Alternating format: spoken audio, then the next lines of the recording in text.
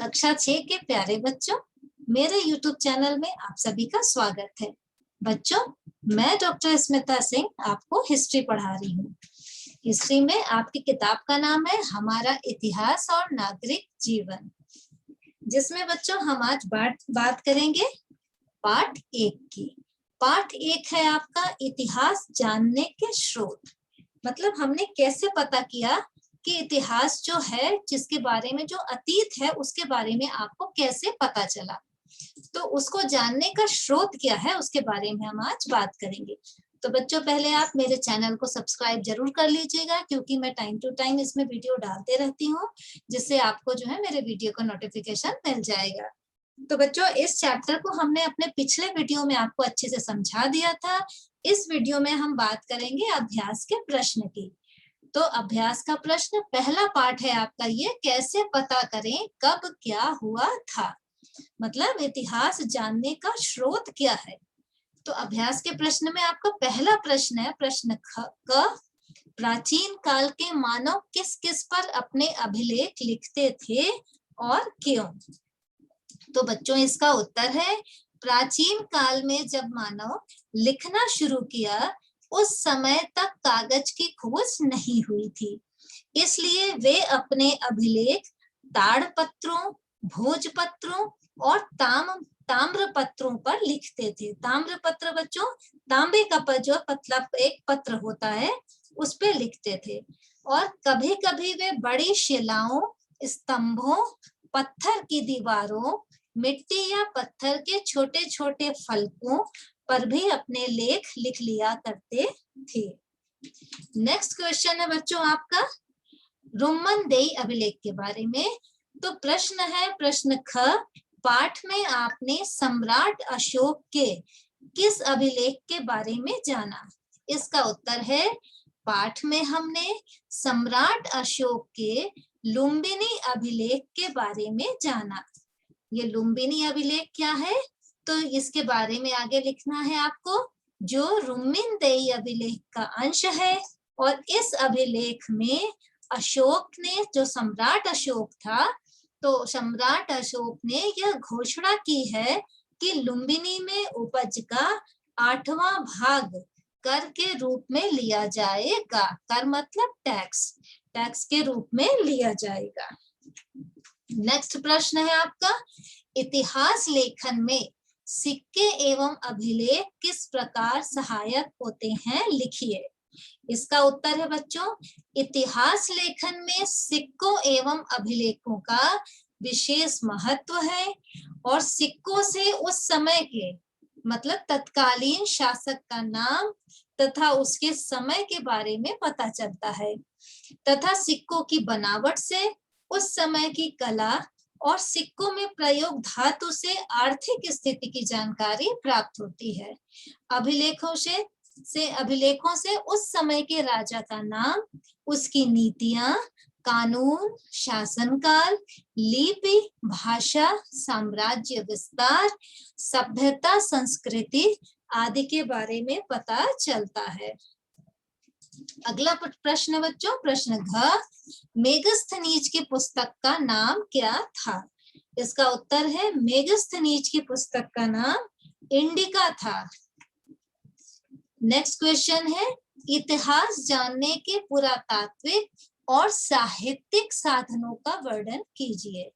इसका उत्तर हम ऐसे लिखेंगे कि पुरातात्विक और साहित्यिक दोनों साधनों से हमें इतिहास की जानकारी प्राप्त होती है। इन स्रोतों की सहायता से इतिहासकार तथा पुरातत्वविद अतीत का निर्माण करते हैं। अतीत मतलब जो बीत चुका है। तो अतीत के इन्हीं साधनों से ये हमें निम्न जानकारी प्रदान करते हैं। कौन कौन सी जानकारी, जैसे पहला है कृषि, पशुपालन, शिल्प, काम धंधे, व्यापार, नापतोल, कर, लेन देन आदि के आधार पर आर्थिक स्थिति का वर्णन करते हैं कि उस समय की आर्थिक स्थिति कैसी थी। दूसरा है घर परिवार, स्त्रियों की शिक्षा, रहन सहन, खान पान, वेशभूषा, मनोरंजन, त्योहार, मेले आदि के आधार पर सामाजिक स्थिति का वर्णन करते हैं। नेक्स्ट है शासक, प्रजा, प्रशासन, सुरक्षा व सैन्य व्यवस्था के आधार पर राजनीतिक स्थिति की जानकारी प्रदान करते हैं।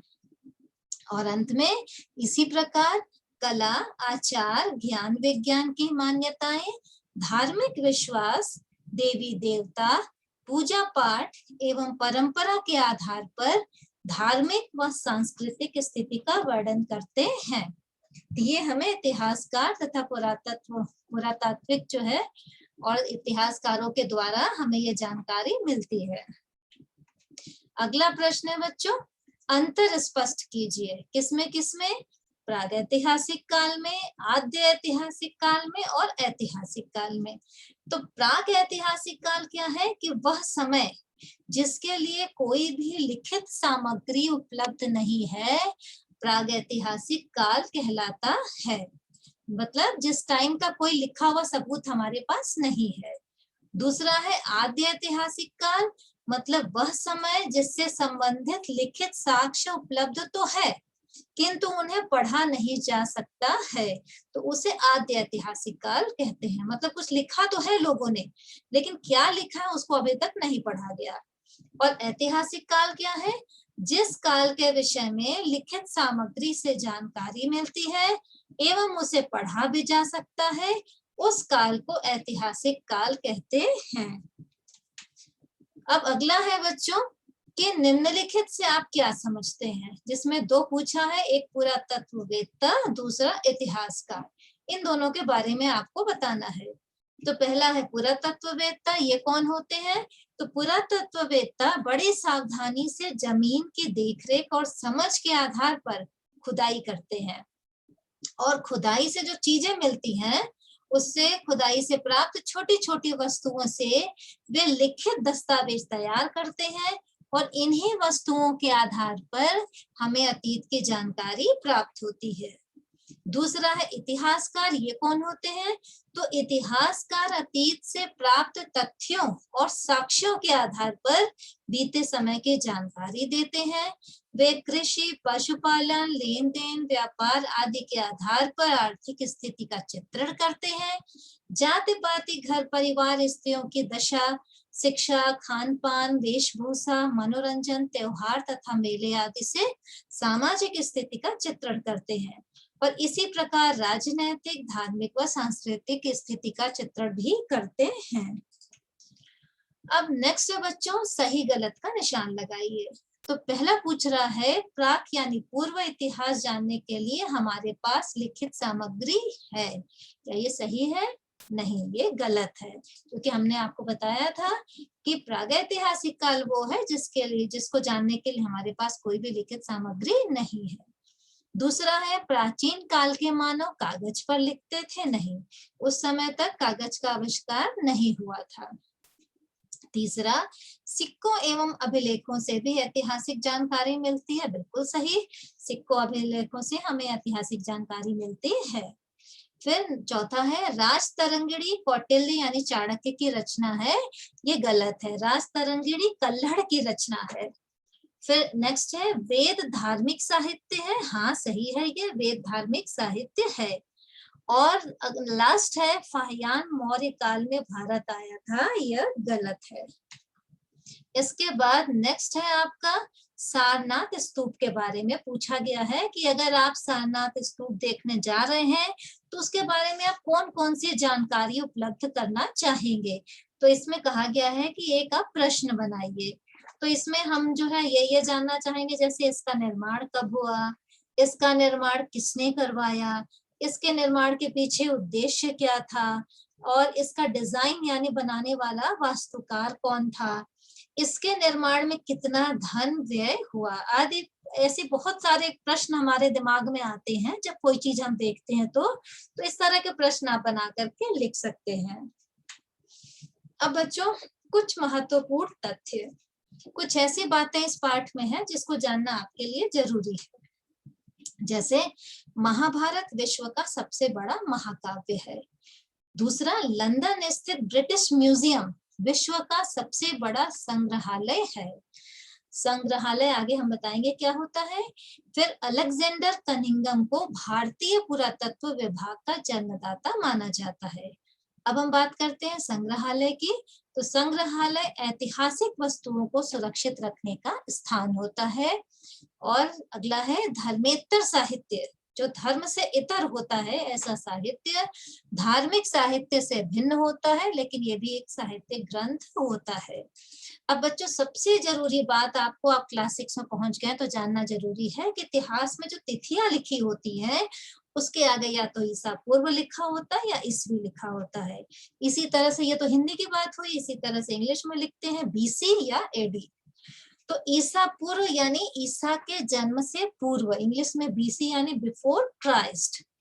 तो ईसा के जन्म से पूर्व, जब ईसा का जन्म हुआ उसके पहले का जो टाइम है उसको बीसी कहते हैं, बिफोर क्राइस्ट।